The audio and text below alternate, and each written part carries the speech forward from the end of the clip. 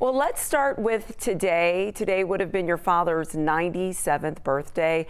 Are you doing anything in particular to celebrate, or do you have any special thoughts about this day?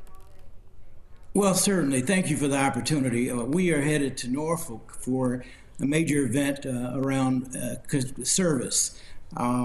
What I think about often is one day we will achieve the dream, but thus far we have not. And sadly, in our country, we are more divided than we ever should have been.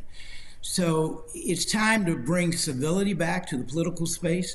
I think my father and mother dedicated their lives to bringing about change, and great changes were made. However, they are stalled temporarily. I don't believe anything is permanent. We're a nation that's always changing. But we have to find a way to bring the best out of ourselves. And that means working together. That's why we launched an initiative called Realize the Dream. And in 2029, 100 million hours of service are what we're working toward. Well, let's talk which is about the 100th birthday of Dad. Yeah, well, let's talk about that, because that would be the 100th birthday, right? For that, and 100 million hours of service. That's a lot of service. What do you guys have planned? We said 100 for 100. We've already started, as Martin said. Today is the 97th birthday of his father, and in a very real sense, it was. We can take a moment to pause and celebrate, because it was the birth of a dream. But it is a dream for all of us. As he said, it's a dream that's deeply rooted in the American dream, but it's certainly a dream of how we all can be and operate in the city of Atlanta and the state of Georgia and the nation of the world as truly brothers and sisters. So one of the things that the two of us and our daughter Yolanda are doing is that we launched an initiative called Realize the Dream, which is a call to service so that we can all stand together and unite America. And it's 100 million hours of service completed by the 100th birthday of Martin Luther King Jr. So we're almost 20 million hours into that initiative. And we've spent this past week already starting to work on the service. And we will be working all throughout the weekend and, of course, all throughout the year. And can we talk about your daughter for a second? Because she has been participating in all of these initiatives. She's such a smart young lady, proud parents. Talk about her involvement in what you guys have been doing. Oh my goodness. She is actually a senior in high school, and she just, one of the things that we've always told Yolanda since the time she was born, before she could even really comprehended, is that being the granddaughter of Martin and Coretta Scott King is not what makes her special. It's something unique, and we all, every one of us, has something that's unique about us, whether it's a talent or a particular look. But what makes her special is who she is as a child of God, and that's the exact same thing that makes each and every one of us special. And she is a tremendous force of nature. I always say that she certainly is a community project. There have been so many people that have taught and shared and mentored and loved on her. Sowed seeds. These wonderful seeds. So she,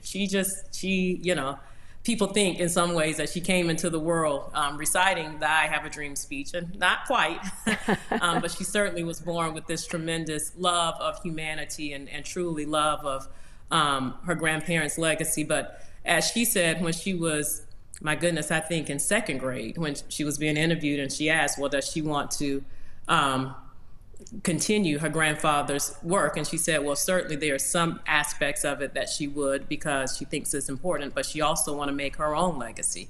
And I think that surmises her altogether. Yeah. Yes. Well, let's talk about this year. We're talking about the birthday. We're talking about the birthday of the nation, 250 years. And we look back at what Dr. King's vision was for the nation. And as we look at these 250 years, are we on the right track? Well, the question, I think the better question is, how do we realign ourselves so that we protect and present the history of all people?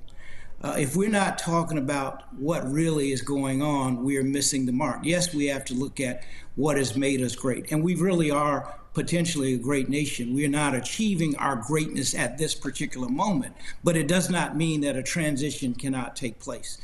We see people engaged in bringing about change. It's very complicated right now. You know, my father said, in fact, that had a conversation with Harry Belafonte and others. He said, I'm afraid I may be leading people into a burning house. So the house may still be on fire, but we need fire women and men to come and help put the fire out and then build to move the nation forward, because 250 years is a very small time in the history of the world, but it's a significant time in the history of this country and the leadership that we have provided around the nation and the world. I think we need a course correction. I don't think it's not going to happen by its own self, but again, we the people, I mean, that's what the preamble says, we the people.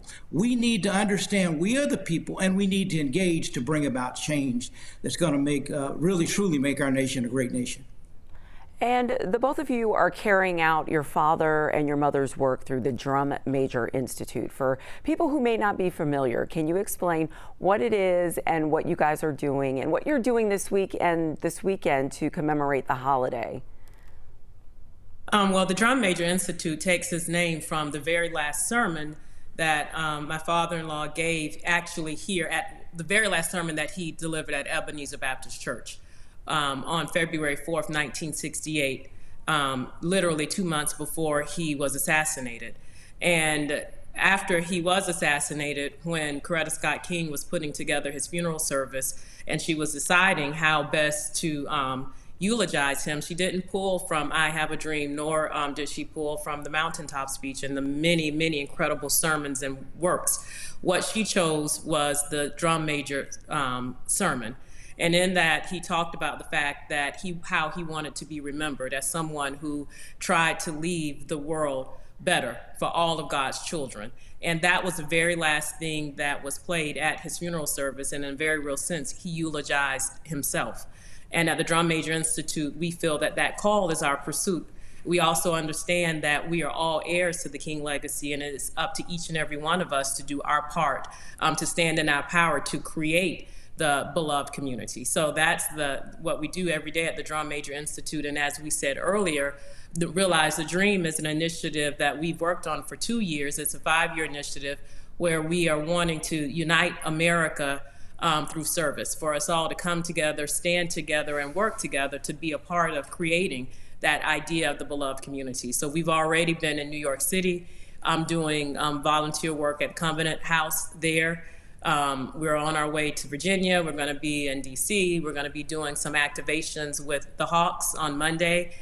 Yolanda will be in Colorado Springs. So we will be dispersed all across the nation, this little nuclear family, to to remind people of not only the importance and the birth of the dream, but also to remind people that they have a very important part in creating this beloved community. And together, all of us coming together, standing together, working together, we will in fact build that whole symphony of brotherhood and sisterhood.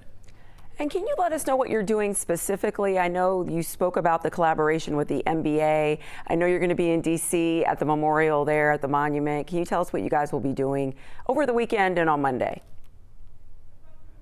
On Monday, we will be at the National Cathedral in Washington, D.C.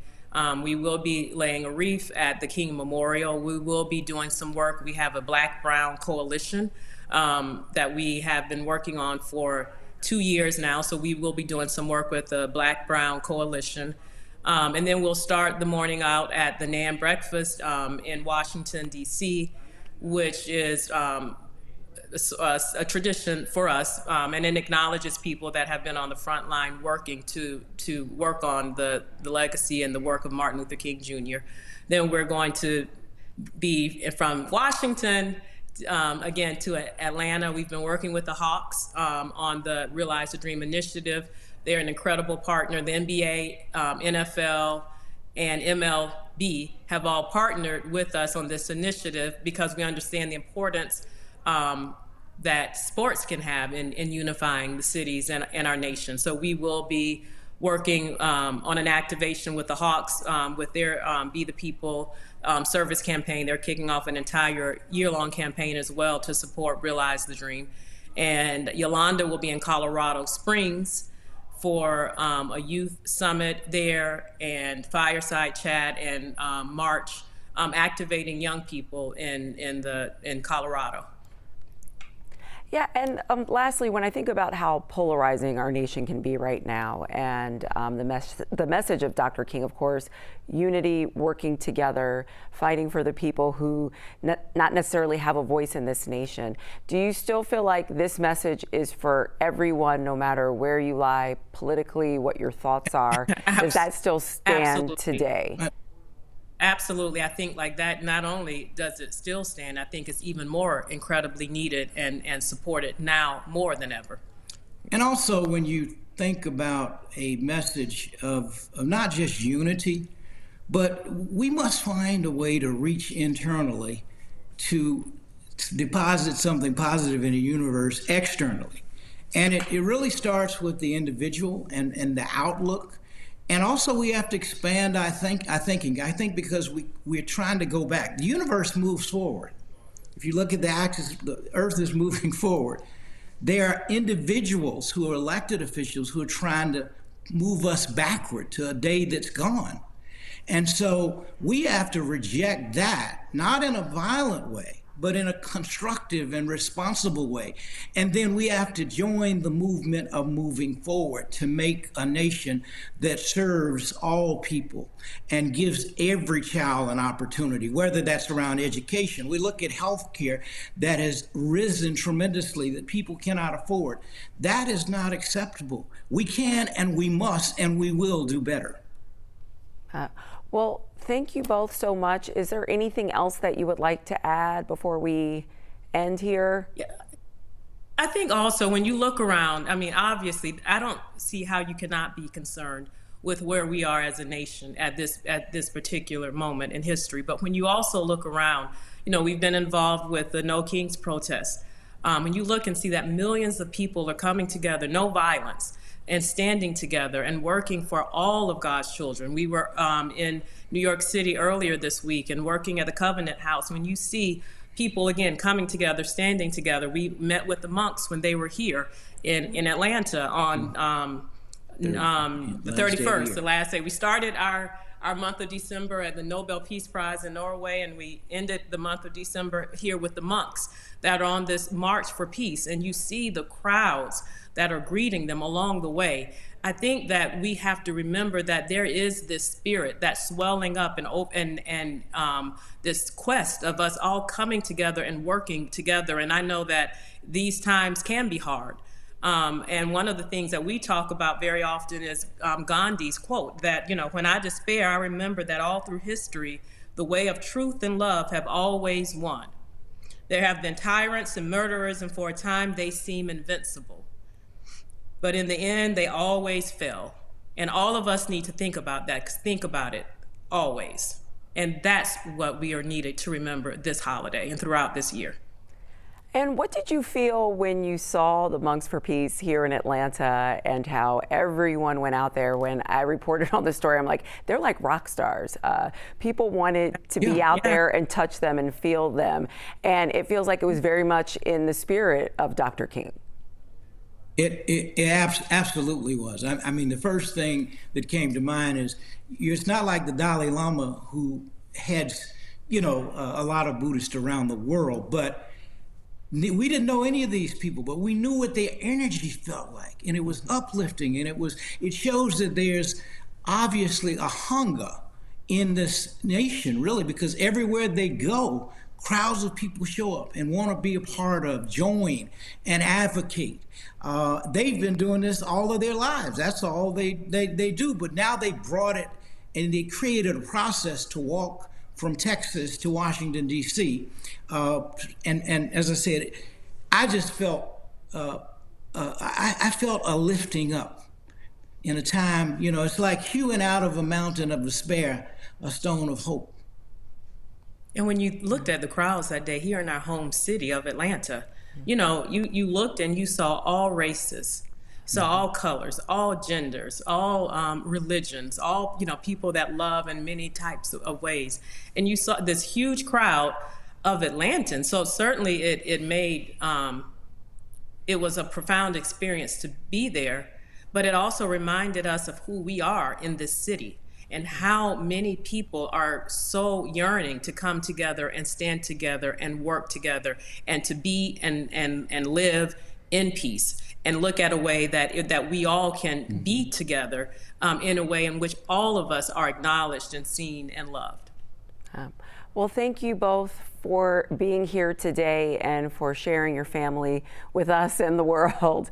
And we look forward to everything that's going to happen this weekend. And thank you again. Thank you. And if people are looking for a way to participate, they can go to realizethedream.org and find service initiatives all around here in the city.